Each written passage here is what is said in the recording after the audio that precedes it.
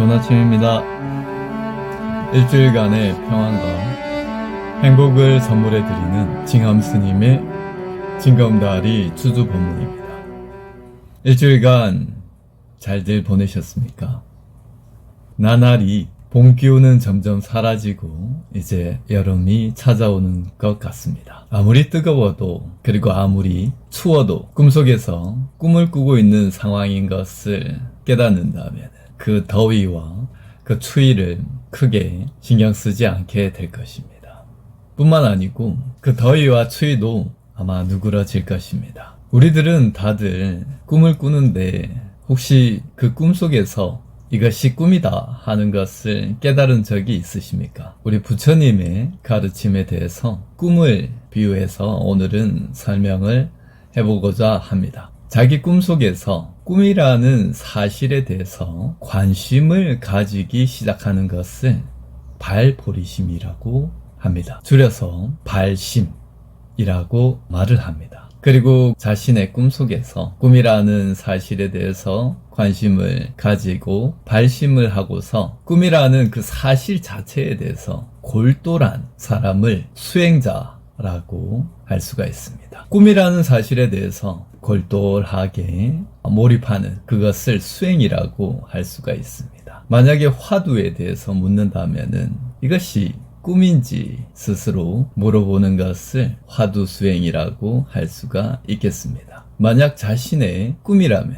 깨달을 수 있겠습니까? 그렇게 자신의 꿈속에서 꿈이라는 사실에 대해서 관심을 가지고 골똘했던 사람이 꿈이라는 사실에 대해서 깨달았을 때 이 깨달은 존재를 부처라고 할 수가 있겠습니다. 반대로 꿈속에 빠져서 꿈이라는 사실을 까맣게 잊고 사는 사람들을 중생이라고 할 수가 있겠습니다. 일반 사람이라고 할 수가 있겠습니다. 그 꿈속에서 맛있는 것을 먹고 즐거움을 느끼며 남들보다 자신이 더 뛰어나고 잘난 것에 대해서 기뻐하고 만족할 것입니다.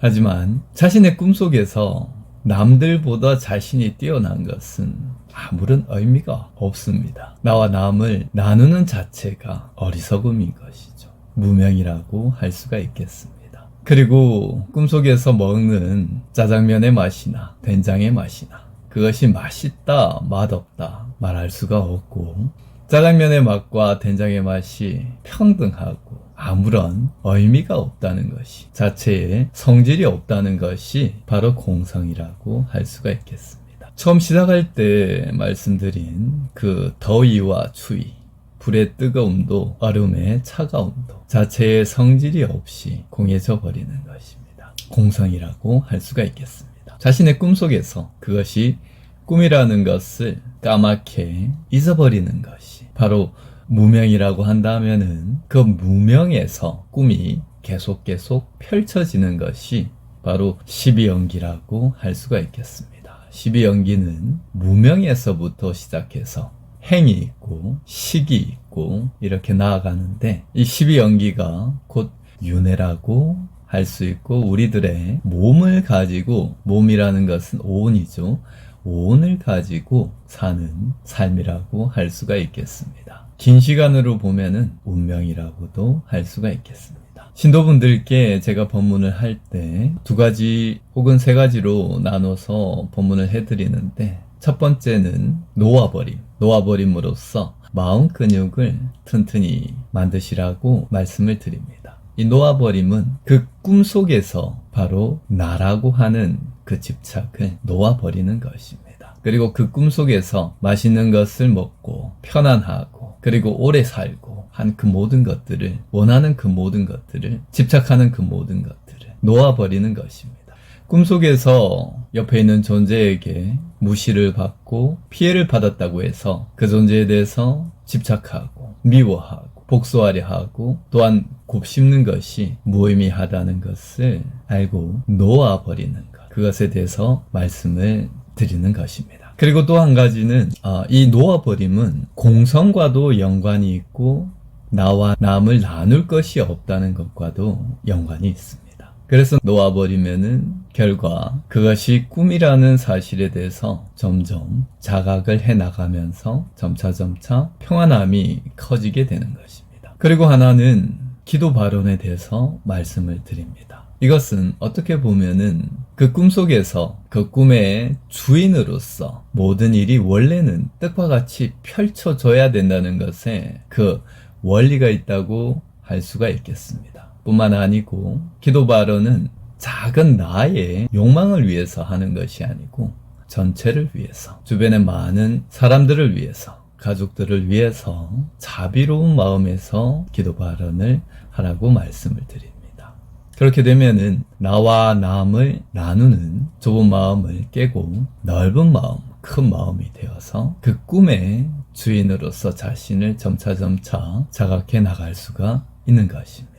그와 함께 많이 베풀고 또한 많이 도와주라고 말씀을 드립니다. 많이 베풀고 많이 도와주면은 이 온만이 나라고 하는 작은 그릇을 깨고 큰 그릇이 됨으로써 전체의 꿈의 주인으로서 자신을 자각할 수 있는 성근 공덕을 키울 수가 있습니다. 이번 주에 주주 법문에서는 불교의 가르침들을, 여태까지 제가 법문해 드린 내용들을 꿈을 비유해서 설명을 드렸습니다. 한층 이해하기가 쉬우셨으리라고 생각을 합니다. 그리고 생각을 해보면은 꿈속에서 꿈인 것을 잊고 파묻혀 사는 것에 비해서 꿈이라는 사실에 관심을 가지고 깨달으려 하는 수행자, 참으로 혼탁한 더러운 진흙 속에서 깨끗하고 아름다운 꽃을 피우는 연꽃과도 비유가 될 만하다고 생각이 듭니다. 그렇지 않습니까? 꿈속에서 그 꿈을 깨는 존재만큼 멋지고 똑똑한 존재는, 잘난 존재는 없을 것입니다. 그래서 부처님께서 태어나시자마자 천상천하의 유아독존, 내가 홀로 포기하다, 이렇게 말씀하신 것이 아닌가 싶습니다. 이 영상을 보신 모든 분들에게 꿈을 깨고자 하는 발심이 생기기를 기원을 드립니다. 뿐만 아니고 꿈인 것을 점차 자각을 하셔서 마음이 넓어지고 내 꿈속에서 남이라는 존재가 없다는 사실을 자각을 함으로써 용서가 쉬워지고 배품이 쉬워지고 도움이 쉬워집니다. 그리고 꿈을 깨는 이 놓아버림과 나아가서 화두 참선까지 여의하게 잘 되시기를 기원드립니다. 좋은 한 주 보내시기 바랍니다. 감사합니다.